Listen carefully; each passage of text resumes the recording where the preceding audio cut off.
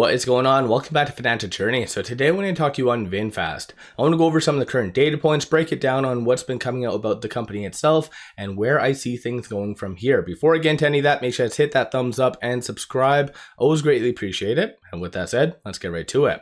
So currently VinFast is up 0.35%, a lot of volatility. So it did have 855 the high, 840 the low, 285,000 shares have been traded within the first about 30 minutes of the trading day. 4.6 is the average. So today is going to be a little bit low for the volume. And these are some of the transactions that have occurred on the secondary market above $100,000. So no big ones today.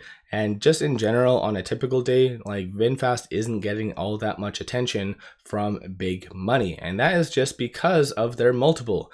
So I have brought this up time and time again, is just the PS ratio is still rather high. So 21.3 compared to even Rivian, which is 7. Polestar, I think, is around 1.5. Tesla is 3. So VinFast does not produce more vehicles than the companies that I just mentioned, nor do they have better technology. So not really anything to justify this higher multiple. So big money just sees VinFast as being too expensive, plain as day.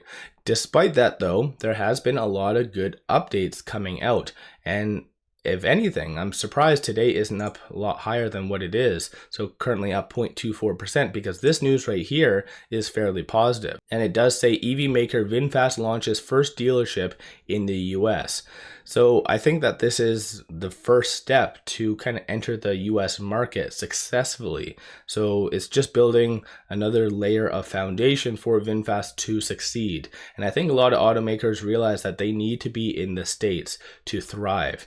The latest data that's been coming out, surprisingly, like the US demand has grown at a faster rate than in, like, for instance, Europe and in China. So kind of backwards. I don't think really anyone anticipated that much EV adoption so fast coming from the States. So a lot of companies on an international level, such as Polestar, realize that the key to their success is to enter into the US. So VinFast is following suit. I feel like this is a fairly good thing in my opinion. Plus they do have that North Carolina is going to be their home to their 4 billion VinFast manufacturing plant that's going to be kicked off in 2026. So this news is very good. Once again, like I said, I don't know why VinFast isn't up significantly higher than what it is.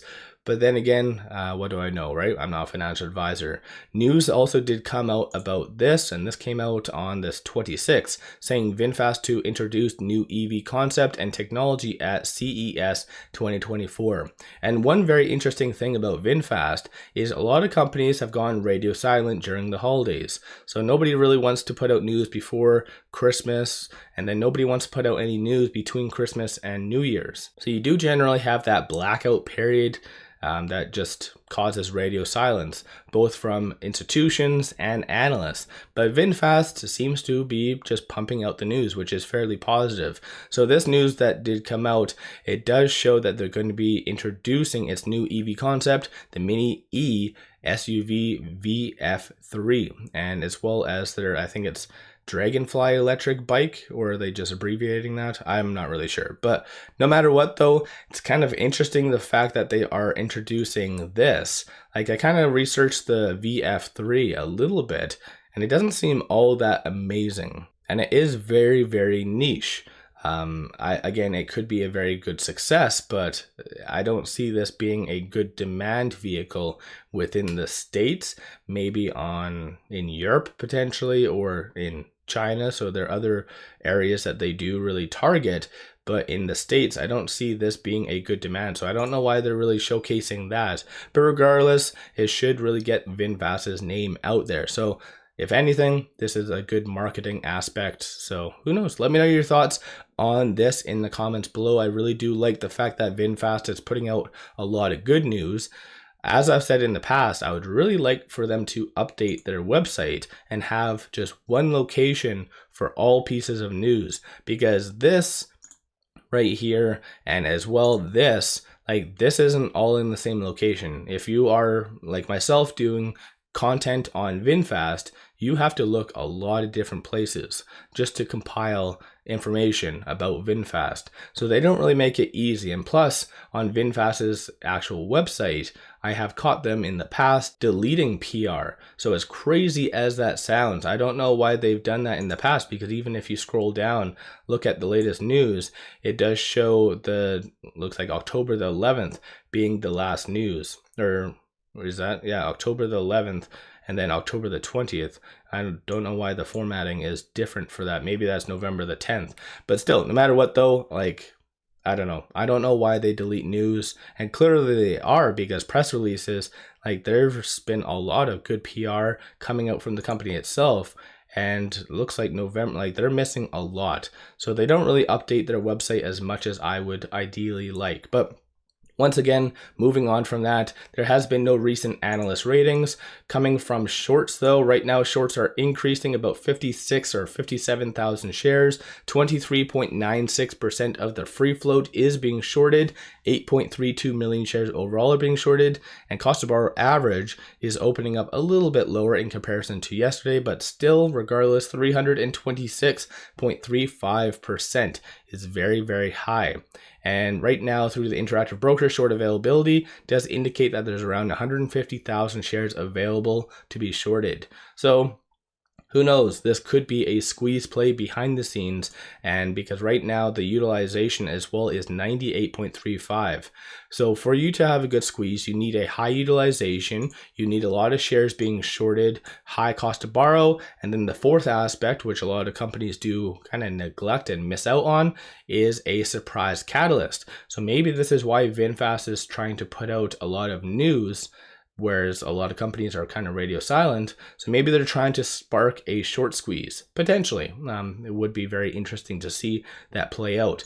Options wise though, so right now I don't want to hit refresh because it's all erased from yesterday's, but $188,000 in calls being purchased versus 445,000 in puts. So yesterday's sentiment, 63% was bearish. I'll hit refresh so that way it'll show today's information.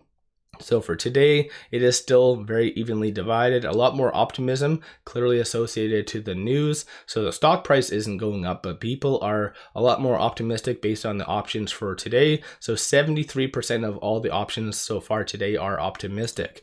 Of the call options that are being purchased, there is a consensus for it to be above $10 by the end of, surprisingly, this week. So very optimistic for that. Looking at puts, it is anticipated for it to be sub around $7.50 by the end of next week. Looking at the technicals though, with it at $8.49, it is between this pivot and the R1. So it's not doing all that bad in comparison to a lot of other growth stocks, as a lot of other growth stocks are kind of between this R2 and this R3. So VinFast being within this range isn't all that bad, like I said. So 805 is going to be that next strong support that you'll want to watch for, but it's not really even getting close to that. It did bounce off of this R1 first thing, so 855 has been the high. So 856 for it to break above that. That is a key pivot point for you to watch for going into the rest of the day and potentially even tomorrow as well. And then if it does successfully get above this, then 887 is going to be the next thing to watch for. So let me know your thoughts on VinFast. Have you been buying? Have you been selling? What do you think about this recent news? I actually really like this news about them launching their very first dealership in the US. This is going to be the key to its success going forward.